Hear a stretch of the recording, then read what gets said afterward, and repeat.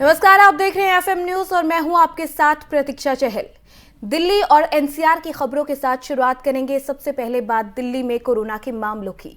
राजधानी दिल्ली में कोरोना के मामले लगातार कम होते जा रहे हैं। इस बीच दिल्ली में बाकी पाबंदियों में भी राहत मिलने की उम्मीद बढ़ गई है। शुक्रवार को डीडीएमए की बैठक है जिसमें प्रतिबंधों में छूट का फैसला लिया जा सकता है। देश में कोरोना का ग्राफ लगातार गिरता जा रहा है। राजधानी दिल्ली में एक महीने बाद यहां पॉजिटिविटी रेट 5% से नीचे आ गई है। बुधवार को दिल्ली में 4.73 पॉजिटिविटी रेट के साथ 3028 मामले सामने आए। इससे पहले 2 जनवरी को पॉजिटिविटी रेट 4.59% था। हालांकि पड़ोसी उत्तर प्रदेश में कोरोना के मामले अब भी डराने वाले हैं। वहां हर दिन 5000 से ज्यादा मामले सामने आ रहे हैं। पिछले 7 दिन में यूपी में कोरोना के 49,000 से ज्यादा मामले सामने आ चुके हैं। बीते दिन भी यहां कोरोना के 5052 मामले सामने आए और 22 की मौत हुई। ऐसे में उम्मीद है कि दिल्ली में बंदिशें कम हो सकती हैं। संक्रमण कम होते ही दिल्ली में अब बंदिशों में राहत मिलने की उम्मीद भी बढ़ गई है। शुक्रवार को दिल्ली डिजास्टर मैनेजमेंट की बैठक होनी है। इसमें प्रतिबंधों में छूट को लेकर कुछ फैसला हो सकता है। 4 फरवरी की डीडीएमए की बैठक में कोरोना की स्थिति पर चर्चा होने के साथ ही स्कूलों को दोबारा खोलने समेत अन्य छूट पर भी बात होगी। आपको बता दें कि दिल्ली में अब भी कहां पाबंदियां हैं। स्कूल कॉलेज अब भी बंद हैं। ओमिक्रॉन के चलते 29 दिसंबर से ही राजधानी में स्कूल कॉलेज समेत शिक्षण जो संस्थान है वो बंद हैं। पिछली मीटिंग में डीडीएमए ने कहा था कि अगली बैठक में स्कूल कॉलेज खोलने पर फैसला होगा। जिम स्पा भी अभी तक नहीं खुले हैं। राजधानी में अब भी जिम और स्पा बंद हैं। दिल्ली बीजेपी ने मुख्यमंत्री अरविंद केजरीवाल से जिम और स्पा को दोबारा खोलने की इजाजत देने की मांग की है। रेस्टोरेंट बार में 50% सिटिंग कैपेसिटी। दिल्ली में रेस्टोरेंट बार और सिनेमा हॉल खोल तो दिए गए हैं, लेकिन अभी भी यहाँ पर 50% लोग ही बैठ सकते हैं। सिटिंग कैपेसिटी जो है वो अलाउ की गई है। धार्मिक सामाजिक कार्यक्रमों पर रोक लगी है, उसको लेकर भी अभी पाबंदियां जारी है और ऐसे में उम्मीद है कि इन पर को लेकर तमाम फैसले लिए जा सकते हैं। इसके साथ ही धार्मिक स्थल तो खुले हैं पर श्रद्धालुओं को एंट्री की परमिशन नहीं है। दफ्तरों में 50% कर्मचारी को ही अनुमति है। तो ये तमाम ऐसे मसले हैं जिनको लेकर डीडीएमए की अहम बैठक में फैसला हो सकता है। और इसी बीच में ज़्यादा बातचीत के लिए हमारे साथ डॉक्टर विनय अग्रवाल जुड़ गए हैं। फॉर्मर प्रेसिडेंट हैं आईएमए के। डॉक्टर विनय, बहुत स्वागत है आपका एफएम न्यूज़ पर।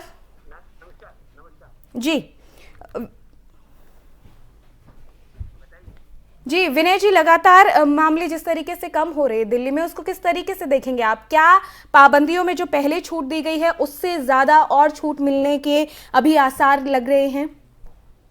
देखिए, अब हमको लगभग कोरोना में 2 साल हो गए जी, पौने 2 साल इसमें, राइट? एंड आप देखेंगे कि नंबर ऑफ केसेस जो आ रहे हैं जी, माइल्ड टू मॉडरेट उसके आ रहे हैं। एंड मैं इसका क्रेडिट काफी हद तक अपने सरकार को दूंगा जी, जिन्होंने 150 और 160 करोड़ वैक्सीनेशन हमारे यहाँ लगाए जी। अब वैक्सीनेशन का ये कारण है कि जो भी केसेस आए हैं वो माइल्ड टू मॉडरेट आए हैं। आप एडमिशन हॉस्पिटल्स में कम है, आईसीयू बेड खाली बने हैं जी। अब 30,000 से लेके हम 2,000 पे आ गए केसेस में जी। अब जो है, अब प्रॉब्लम, अब सिचुएशन ये है कि जो दिल्ली डिजास्टर मैनेजमेंट ग्रुप है उनको इसको प्रैक्टिकल एस्पेक्ट से देखते हुए जी भी देना चाहिए। मैं फर्मली विश्वास करता हूं कि 6ठी क्लास से ऊपर के बच्चे, क्योंकि जो 12 साल से में, जो 15 साल से कम में आते हैं, और 6ठी नहीं 8वीं क्लास से ऊपर के बच्चों जी, को अब स्कूल की परमिशन देनी चाहिए। नंबर 1 जी, बच्चों को आगे आने वाले समय में इतना बड़ा साइकोलॉजिकल इम्पैक्ट होने वाला है कि 2-2 साल पास हो गए, उन्होंने वो क्लास ही नहीं देखी जी। बिल्कुल, ये तो कहीं ना कहीं नुकसान बच्चों की पढ़ाई का तो हो ही रहा है, साथ ही साथ बिजनेस का नुकसान। मेडिकल कॉलेजेस में बच्चे एक फर्स्ट प्रोफेशनल पास कर लिया बिना कॉलेज गए हुए जी। इस तरीके का हो रहा है, तो ये एस्पेक्ट भी हमें अपना देखना होगा। और इसको देखते हुए मेरे को लगता है कि जो एक तो बच्चों में वैक्सीनेशन को ड्राइव को सरकार को वार फुटिंग पे लेना चाहिए। अगर नहीं करा रहे हैं तो स्कूलों के माध्यम से कराना चाहिए। स्कूलों को सख्ती करनी चाहिए कि जो बच्चे वैक्सीनेशन नहीं हुए हैं वो स्कूल में नहीं आएंगे जी जी। इस प्रकार की सख्तियां लाएं और वैक्सीनेशन पे स्ट्रेस दें। जी बिल्कुल, वैक्सीनेशन को बढ़ावा देने की जरूरत है। डॉक्टर विनय, एक बड़ा सवाल ये भी है कि दिल्ली में बेशक कम हो रहे हैं केस, लेकिन आसपास के जो राज्य हैं, पड़ोसी राज्य हो गए, यूपी हो गया, जिस तरीके से वहां केस बढ़ रहे हैं, क्या इसका असर दिल्ली की पॉजिटिविटी रेट पर भी पड़ सकता है? देखिए, आप ये समझे कि दिल्ली में ये 2400 जो मामले आए हैं या 2700 मामले जो आए हैं, इसमें कम से कम 500-600 मामले वो नियर बाई स्टेट्स के हैं। ये भी आपको गाजियाबाद हो गया या आपको सोनीपत, ये आसपास के सारे के सारे लोग दिल्ली में इलाज कराते हैं, ये वो भी केसेस हैं। नंबर 1। नंबर 2, जो भी केसेस हैं, आज उत्तर प्रदेश की स्थिति ये है कि वो इलेक्शन के पीरियड से निकल रहे हैं जी, लेकिन उस हिसाब से भी अगर देखें तो उस हिसाब से भी वो केसेस इतना फिनोमिनली इंक्रीज नहीं हुए जितना हम एक्सपेक्ट करते थे जी। तो वैक्सीनेशन तो सब जगह हो रहा है, तो मुझे लगता है हमें उसकी चिंता ना करते हुए, पहली बात तो कोविड गया नहीं है, ये सबको पता होना चाहिए जी। कोविड इतना भयावह था, ये भी सबको पता होना चाहिए, बिल्कुल राइट। साथ साथ जो उसके बेसिक चीजें हैं जिसमें कि सोशल डिस्टेंसिंग है, मास्किंग है, सैनिटाइजेशन है और वैक्सीनेशन है, इन चारों लोगों पर भी जोर दें जी। लेकिन साइमल्टेनियसली हमको इकोनॉमी भी खोलनी है, बच्चों को साइकोलॉजिकल वो ना हो, स्कूल्स भी खोलने हैं, ये सब चीजों पे भी अब ध्यान देना चाहिए। मार्केट्स और उस तरीके को भी उनको धीरे धीरे खोलना चाहिए अपने, मेरे हिसाब से काफी कुछ खोल दिया है। अब मुझे लगता है ये बीमारी अब ऐसी बीमारी हो गई है कि जो कि कुछ समय तक हमारे साथ रहेगी जी। मेरे से किसी ने पूछा कि दिल्ली में डेथ्स कुछ ज्यादा हुई है 2-3 दिन में, ये वो पेशेंट्स हैं जो पिछले 10 दिन पहले एडमिट हुए थे जी। तो ये आज की गणना में कोई परेशान नहीं करते हैं, और 20 डेथ्स और 25 deaths are very very sad, but उन डेथ्स को ध्यान में रख के हम कोई डिसीजन ले, वो उचित नहीं होगा जी। चलिए, बहुत शुक्रिया विनय जी, आप हमारे साथ यहाँ पर जुड़े और तमाम चर्चा का हिस्सा बने। तो लगातार जिस तरीके से पॉजिटिविटी दर कम हो रही है, लेकिन इसके साथ ही ये बहुत ज़रूरी है कि सावधानी बरती जाए। तो हमारे गेस्ट हमारे साथ यहाँ पर जुड़े थे फोन लाइन के जरिए, उनका यही कहना है कि अब छूट देने की ज़रूरत है, क्योंकि बच्चों की पढ़ाई हो या फिर बिजनेसेस हो या फिर और तमाम जगह जहाँ पर छूट की ज़रूरत है, वहाँ छूट मिलनी चाहिए। क्योंकि अब ये याद रखने की बहुत ज़रूरत है कि कोरोना अभी कुछ वक्त हमारे साथ रहने वाला है। लोगों को ये नहीं भूलना चाहिए कि फिलहाल चाहे कोरोना उस तरीके से आक्रामक ना हो, लेकिन फिर भी पहले ये भयावह रहा है और बहुत ज़रूरी है कि सावधानी बरती जाए। छूट बेशक मिले, पाबंदियों में छूट मिले, लेकिन उस लापरवाही को फिर से ना आने दे, सावधानी बरतें, जो तमाम गाइडलाइंस हैं उनका पालन जरूर करें। और इसी घटती पॉजिटिविटी रेट का फायदा जो है लोगों तक तभी पहुंच पाएगा जब वो सावधानी बरतेंगे। राजधानी दिल्ली में कोरोना संक्रमण की रफ्तार धीमी हो चुकी है। पिछले 24 घंटे में दिल्ली में कोरोना संक्रमण के 3028 नए मामले सामने आए हैं। नए मामले सामने आने के बाद दिल्ली में कोरोना के एक्टिव मरीजों की संख्या 14,870 हो गई है। इसके साथ दिल्ली में संक्रमण की दर 4.73% हो गई है। दिल्ली सरकार के स्वास्थ्य विभाग की ओर से जारी किए गए बुलेटिन में कहा गया है कि पिछले 24 घंटे में कोरोना संक्रमण से दिल्ली में 27 मरीजों की मौत हुई है। इन मौतों के बाद दिल्ली में कोरोना से मरने वालों की संख्या 25,919 हो गई है। इस दौरान 4,689 मरीज कोरोना से ठीक हुए हैं। दिल्ली सरकार के स्वास्थ्य विभाग के मुताबिक कुल एक्टिव मरीज 10,347 होम आइसोलेशन में हैं। वहीं पिछले 24 घंटे में 63,982 लोगों के कोरोना टेस्ट हुए हैं। इससे पहले मंगलवार को दिल्ली में कोरोना वायरस संक्रमण के 2,683 नए मामले सामने आए थे और संक्रमण की दर 5.9% दर्ज की गई थी। स्वास्थ्य विभाग की ओर से जारी किए गए बुलेटिन में कहा गया है कि शहर में अब तक संक्रमण के 18,32,951 मामले सामने आ चुके हैं और कोविड से 25,892 मरीजों की मौत हो चुकी है। वहीं यूपी में इस समय चुनावी संग्राम की तैयारियां जोरों पर हैं। सभी सियासी दलों के नेता अपनी पार्टी और प्रत्याशियों के लिए प्रचार करने में जुट चुके हैं। वहीं विधानसभा चुनाव के बीच अखिलेश और जयंत नोएडा बुलंदशहर में आज अपने प्रत्याशियों के लिए संयुक्त प्रचार करेंगे। अखिलेश यादव और जयंत चौधरी प्रेस कॉन्फ्रेंस करने के बाद लोगों से संपर्क करेंगे। पूर्व मुख्यमंत्री समाजवादी पार्टी के लिए उम्मीदवारों के लिए बुलंदशहर और सिकंदराबाद का दौरा करेंगे। इसके आगे वो गौतम बुद्ध नगर जिले की दादरी विधानसभा सीट के इलाके में दाखिल होंगे। दादरी में उम्मीदवार राजकुमार भाटी के लिए चुनाव प्रचार करेंगे। नोएडा में सपा प्रत्याशी सुनील चौधरी के लिए लोगों से वोट भी मांगेंगे।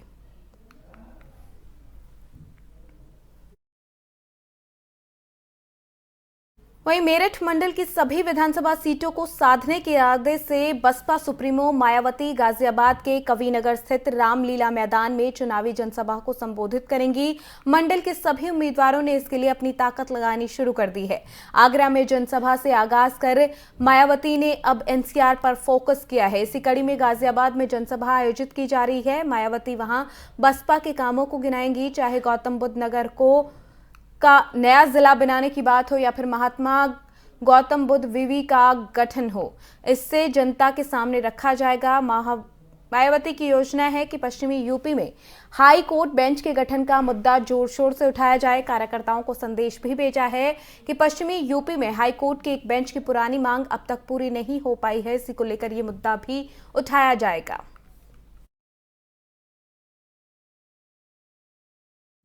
कांग्रेस नेता राहुल गांधी जब भी सदन में बोलते हैं तो बीजेपी उन पर काफी हमलावर होती है।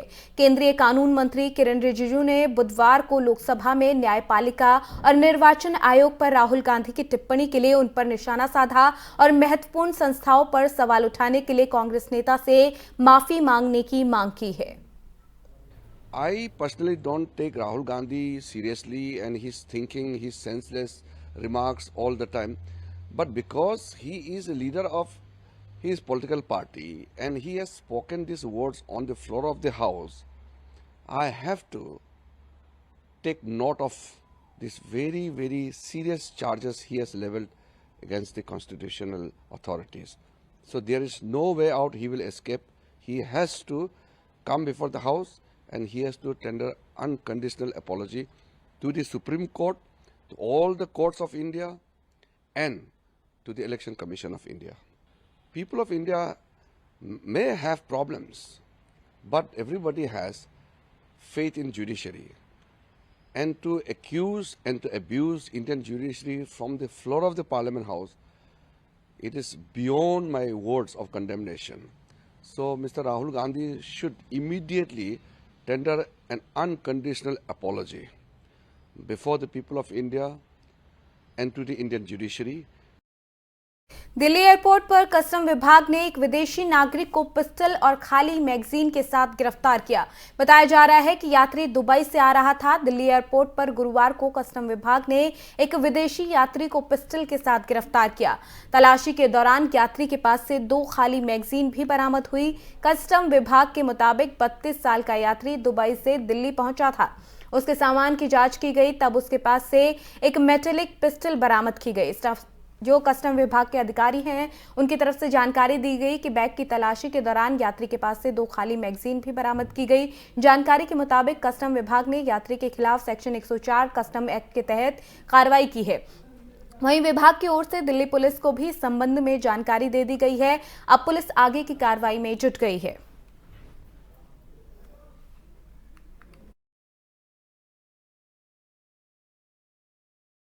वहीं दिल्ली के लक्ष्मी नगर इलाके में बुधवार देर रात एक प्रॉपर्टी डीलर की गोली मारकर हत्या कर दी गई। पुलिस ने इस मामले में अज्ञात हमलावरों के खिलाफ मामला दर्ज कर लिया है।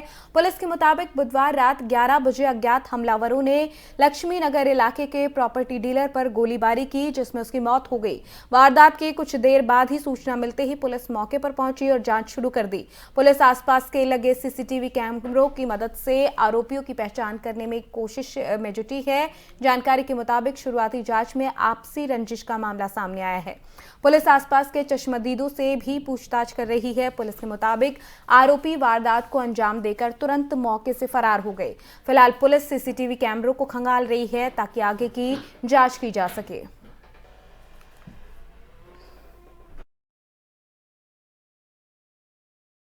वहीं मौसम की बात करो तो दिल्ली एनसीआर में अभी से मौसम ने करवट ले ली है। देर रात से ही दिल्ली एनसीआर की हवाओं में के साथ बारिश हुई। मौसम विभाग ने बताया कि 20 से 30 किलोमीटर की हवा की रफ्तार के साथ हल्की बारिश दिल्ली और एनसीआर यानी कि हिडन एयरफोर्स, लोनी देहात, गाजियाबाद, नोएडा, ग्रेटर नोएडा, इंदिरापुरम, गुरुग्राम और कुरुक्षेत्र में होगी। मौसम विभाग ने अलर्ट जारी करते हुए बताया कि गुरुवार को दिल्ली और आसपास के कई इलाकों में हल्की से मध्यम बारिश हो सकती है, जिसकी वजह से राजधानी में दिन के समय ठंड और बढ़ जाएगी।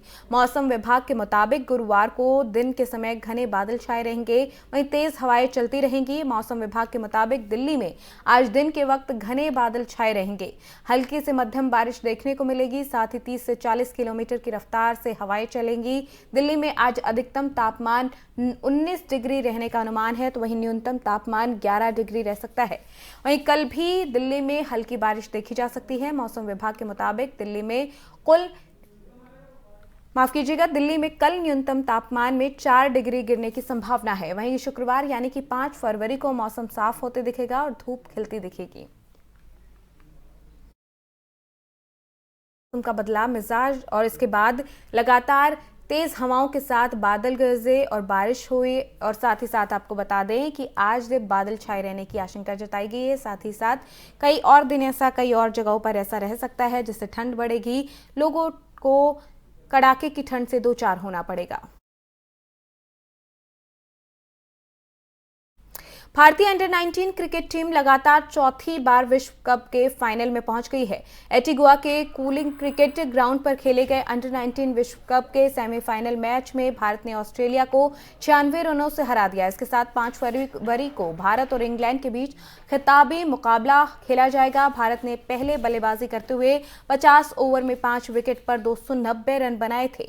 इसके जवाब में ऑस्ट्रेलियाई टीम 194 रनों पर ढेर हो गई। भारत के लिए बल्लेबाजी में कप्तान यश धुल ने सबसे ज्यादा 110 रन बनाए। इसके दौरान उनके बल्ले से 10 चौके और 1 छक्का निकला। वहीं गेंदबाजी में विक्की ऑसवाल ने सबसे ज्यादा 3 विकेट चटकाए।